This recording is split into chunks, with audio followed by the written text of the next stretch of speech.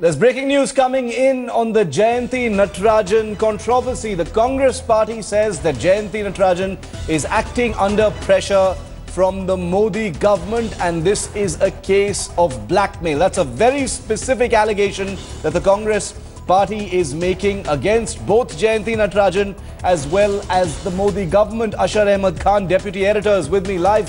Ashar, bringing in the Modi government on this controversy, saying that it is pressuring Jayanthi Natarajan to come out with these allegations. Well, these are sources within the Congress who are telling us that there is some pressure which is being, or rather coercion, which is being applied on Jayanthi Natarajan. But in the press conference itself, Jayanthi Natarajan says that there is no pressure which is being applied on her. So clearly, lots of details emerging as the day progresses. But the basic issue here still remains and that is about the entire act of the Congress High Command with regard to Jayanthi Natarajan. Now, the specific points which Jayanthi Natarajan has made, that Rahul Gandhi's office was telling her to do something. When she sought appointment was not given. So this entire question of the sense of entitlement which the Congress Vice President has and his office has is something which is really disturbing the senior leaders of the Congress party. Absolutely. Speaking of senior leaders, Digvijay Singh has also spoken out. Let's listen into what he said. Rahul Gandhi would be the last person to interfere in the functioning of any ministry. If he wanted to, he would have become a prime minister or minister himself. So therefore, I think this kind of an allegation by someone who got everything what she got in her life till now from the Congress party, this kind of an allegation is really uncalled for. Well, Jayanthi Natarajan convened a tell-all news conference this afternoon, just about an hour ago, announcing her resignation from the Congress party that she's been part of for more than 3 decades. Her disgruntlement centers around Congress Vice President Rahul Gandhi and people in his office. She says he took a hard line on environment issues and frequently forwarded representations from several NGOs against multi-crore mining projects in Odisha. She says she was, however, betrayed when Rahul addressed industry meetings a day after her resignation, claiming there would no longer be bottlenecks in environmental clearances. She basically is saying that Rahul Gandhi set her up. She was framed. Jayanthi says following the fiasco, she was completely sidelined, removed as official spokesperson, and that repeated requests for meetings with Sonia and Rahul were not heard. I immediately asked for an appointment with Congress President, but I was told she'll speak to me on the phone. I spoke to her on the phone and she said, yes, you are required for party work. Please follow Prime Minister's instructions. Next day in the media, it appeared, the same thing appeared, but I heard from friends in the Delhi media that Shri Rahul Gandhi's office was phoning up people and saying that this is not for party work at all, but she's just, they didn't give a reason. And after that, there was a continuous campaign of speculation, vilification, of defamation, wrong allegations against me, allegations of wrongdoing, nothing which has ever been brought to my notice. At the time I resigned, I have the letter here, I'll distribute it once again. I distributed it on that day also. Honorable Prime Minister wrote a letter praising me for the contribution as a member of the Council of Ministers. No wrongdoing was pointed out by anybody. 20th of December, when I was asked to resign, the next day on 21st of December, Shri Rahul Gandhi addressed a meeting of FICCI leaders where he assured them that environment will no longer be a bottleneck. When I saw this on YouTube, I was alerted by media. I was very upset because the main hard line on environment was given by him. And he himself was, if he had a problem, he could have told me to do the clearances faster. But he himself was asking me to go the day before he addresses FICCI. And the next day he's telling FICCI that environment clearances will now become much more easy. Whereas there was really no bottleneck, there was really no problem. 2 important issues, Kasturi Rangan report, which I notified the day before I was sent home, and one particular file of Adani Group which was missing and found in a bathroom. The next day, I was asked to resign. When I wrote an email to Shri Rahul Gandhi saying, very passionate, saying, I saw your speech in FICCI. I want to know why you did this. You have never said that I was holding up projects. Whatever I did because you asked me to do. I got a reply, and even a murderer has his day in court, is what I wrote to Shri Rahul Gandhi, to which he replied, I am a little busy right now and I will call you soon. But that appointment never materialized. I was unable to meet either him or Madam Gandhi. I want to go back to our Deputy Editor Ashar, who's in touch with his sources in the Congress party as this to and fro now takes place between Jayanthi Natarajan and the party that she's been with for many decades, considered a loyalist, apart from a brief detour that she took from the party into the Tamil Manila Congress briefly some years ago.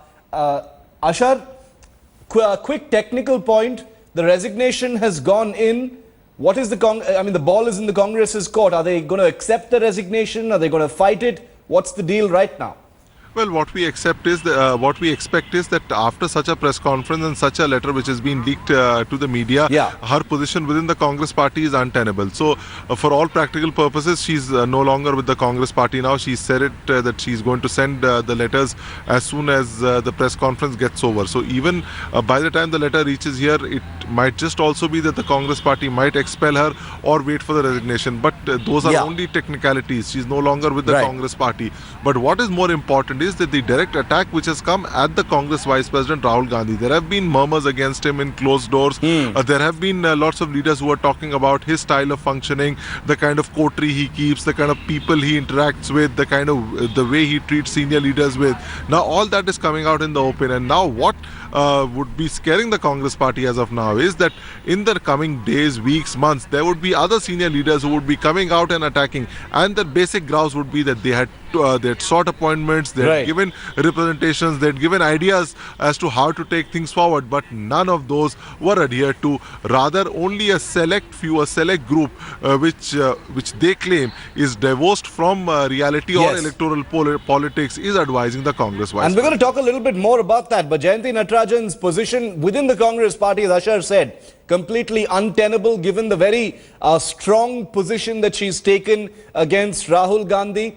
Also in an oblique manner against Sonia Gandhi. But there's one point, the most amazing thing about this letter, and it was scooped by the Hindu newspaper, we've got a place on record here on Headlines Today, is that it goes into specifics that have been never known before. It talks about specific incidents where she was called upon to defend the party against her wishes and against her own recommendations. One of those issues was the Snoopgate issue involving Amit Shah and a young woman in Gujarat. Jayanthi Natarajan goes into lurid detail about the manner in which she said that she was a minister, she didn't want to go onto TV debates and talk about such an issue and attack the BJP, but that she was forced to by quote-unquote the High Command. Here's Jayanthi Natarajan talking about that incident.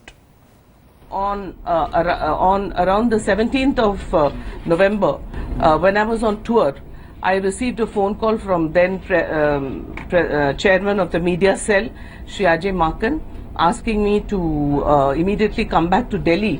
When I asked him why, he said that I was asked to launch an attack on Shri Narendra Modi, who was then the prime ministerial candidate of the BJP, on Snoopgate. So I said that I was a minister, and after I had become minister, I had been stopped from doing press briefings, and it should not be taken as a view of government, and I should not, and I think the spokesperson should do it. But Shri Ajay Makan said that this was a view taken at the highest level.